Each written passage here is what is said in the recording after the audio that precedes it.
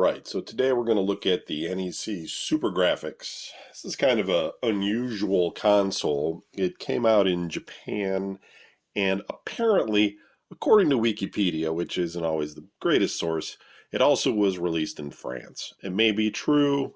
On Wikipedia, it does say citation needed, so they don't even necessarily believe it came out in France. But it may have.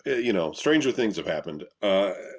What's weird about this console isn't just that it was a failure, because we're going to have a lot of failure consoles viewed on in this journey that we're all on here, where I go through all my old consoles. But what's interesting here is that NEC kind of meant this to be the successor system to the PC Engine / Turbo Grafx, right? So that was sort of an 8-bit console with like a 16-bit graphic engine of some sort, based on memory. Don't write in and tell me I don't know, because I just didn't look it up or anything, okay? I'm not doing a bunch of research. But something along those lines. It was sort of a hybrid, which, people kind of knocked back in the day of like Sega Genesis and Super NES. They looked at the Turbo Grafx as being a bit inferior, which is not necessarily, a reason anyway to be noted as inferior, because game systems like the Super NES had a very slow processor, but it was still quite capable. When it came to 3D, it had to get some helper chips inside its cartridges, but the Sega Genesis maybe had more raw power, blast processing, but it had its own limitations in terms of graphics. So the fact that the Turbo Grafx, was 8-bit / 16-bit was a bit unfair, because it did put together good games, and gamers enjoyed playing it. But anyway, this was their attempt to make a pure 16-bit system.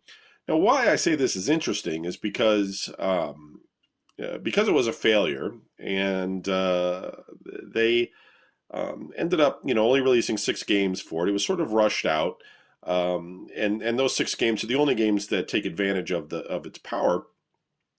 When they later came out with the Turbo Duo, which was sort of the next step up from the Turbo Grafx, in that it had a CD-ROM, and it took those Hue cards, but it had some more memory, etc. It didn't use any of this technology. In fact, they didn't use any this technology in the Super Grafx beyond the Super Grafx. They just said, "Nope, this didn't sell. We're going to move on from it." So this console isn't. Some people like to use things like these are rare, etc. Honestly, you can go on eBay at any time and find a Super Grafx for sale. So I don't think they're particularly rare. It's just that they're expensive, right? So I think a rare console is one if you go on eBay and you look for it, like say an Adventure Vision, you're not going to find it on there very often. But a Super Grafx, you can usually find them on there, because these kinds of consoles, they didn't get a lot of use. So people that did buy them, they spent a lot of money on them. They put them in the closet. They didn't do anything with them. So there's more than a few sitting around, and they're like just a big chunk of plastic. So they're going to last quite a while. Finding one like this, though, in the box, it's going to cost you a little bit more, probably around $500 if you bought it new. One thing I'd like to point out is that sometimes people get confused whether this is Super Grafx as one word or Super Grafx as 2 words.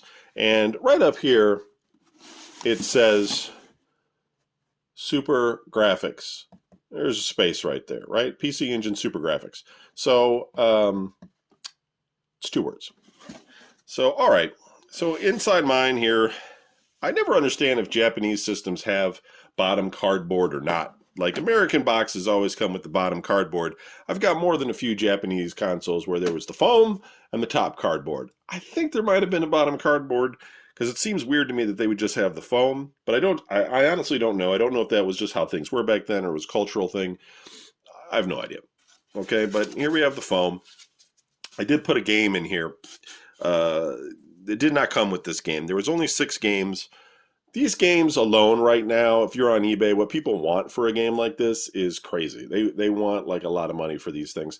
Um, uh, and if you get one that's like in the original box like this, with the Super Grafx labeling on the cardboard, as well as in the jewel case, you're gonna with the console in the original foam and everything, you're going to spend a lot more money on it.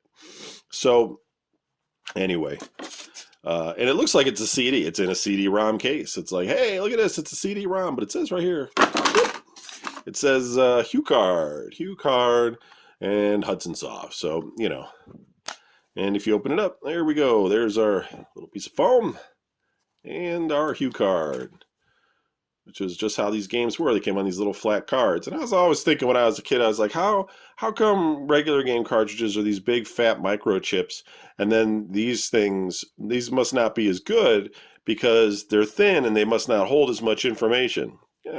Probably not true at all, but when I was a kid, I just thought that's how things were. Probably just made it that they were more expensive. But Sega Master System took Hue cards as well, so kind of interesting. Now, in terms of the system, I do seem to see, I have the power plug here. It looks like something is missing here. It might be the switch box, which is okay.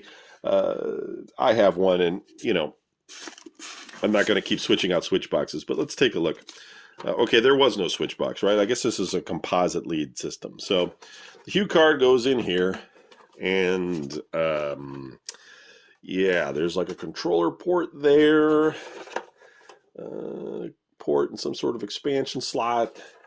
It obviously was never used for anything, I think. And there's a power button. So it's really generic. Got the AC adapter there. And this is obviously video out. Okay, so I'm going to pause the video. I'm going to plug it all in except for the power, and then we're going to see if it works. Hang tight. All right, that was quick. So I've got everything plugged in. Controller plugs in here. This is for the composite cable and stereo sound. The Hue card has been inserted into the system. It's currently off. I've not plugged it in. We have this controller here. These TurboGrafx controllers, I don't have a lot of experience with TurboGrafx, so I never quite understood what these buttons do. I think it has something to do with when you push it, maybe it does something to the buttons, like maybe one shot, two shot, three shot. I don't know, or maybe it's 2-player and 3-player. I don't think so though, because there's both sides. We could try playing the game a little bit and seeing if it has any effect. I have no idea. I've just never done it. I know I could look this stuff up online, everybody, but it's not really the purpose of this. We're really just here to see if these things work. So let's turn it on, and if we've got sound, I'll share the screen. It is going to be on a CRT monitor, so you're going to see some vertical blank lines like we've seen in the other ones. Eventually I'll get something that, oh no, actually, well, we might, because yeah, we'll see. Let's see what happens. Okay, I'm going to plug it in. Let's hope no smoke comes out here. I'll have to get the fire extinguisher. Especially from Japan. It's a little bit of voltage difference between us and Japan, but usually systems and everything handle it okay. It looks like they meant for something to possibly pop on here, like the CD drive. I don't know. It's really weird. Or it's just for looks. Turn it on. Excuse me. And we've got a display. All right. I'm going to shut it back off. Looks like it's working. And I'm going to change the camera angle. And we'll take a look at it together. All right, here we go. You are going to see some lines that are going to scroll up and down through this. We don't actually see that on the TV, but you're going to see it here because, this is refreshing 60 frames per second and the camera's not. So let me turn this down a little bit. Well, that's as low as I can make it go, and so we can still hear some things. So this is 1989 Hudson Soft, and it looks like it's going to go into a demo mode. And the important thing to do is think back on the time when you had just gotten done playing Sega Genesis and Super NES, and this is supposed to be I don't know if it's really a step above that, but maybe a little bit. Looks like they're trying to do an afterburner thing here with some pseudo 3D flight. I'm not playing this, of course. This is just the demo. It looks okay though. All right, let's hit the run button. It's so weird playing something that's this old. Like the controller doesn't have like flippers or triggers or anything. Whoa, okay. Doesn't look like I can crash into the ground, so that's good. Okay, so tapping the button shoots once. Oh. Big sprites, I guess. Alright, let's try switching this up to 3. Okay, so that's like a repeat 3-shot. And that's just 1 shot at a time.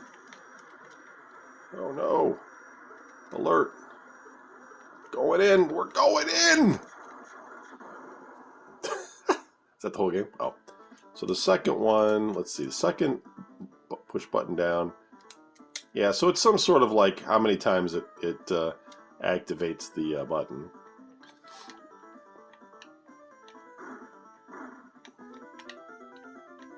Yeah, so this is kind of like a... I don't know what the B button does, if anything. Or the second button. Oh, it shoots a missile. Alright. Oh. Oh, it does do the afterburner roll. Oh, boy. And we do have a radar dish below us, so things are coming up from behind. So, you know, like, it's no Star Fox or anything, but I can kind of see, like, you know, the what they're trying to do here. You know, it's got some power, you know, because it's got a lot of sprites going on, and you know, for 16-bit, that's kind of what you expect, 16-bit system. But you know, again, it just wasn't enough to it, I guess, because everybody was getting on board now with the CD stuff and everything, that people wanted to go ahead and do that. So, all right, well, we know this one works, and that one's a keeper. So that's the Turbo Grafx, or the PC Engine Super Grafx, and it's a failed system. I only had the one game for it, but hey, thanks for watching, and we'll see what the next system brings us.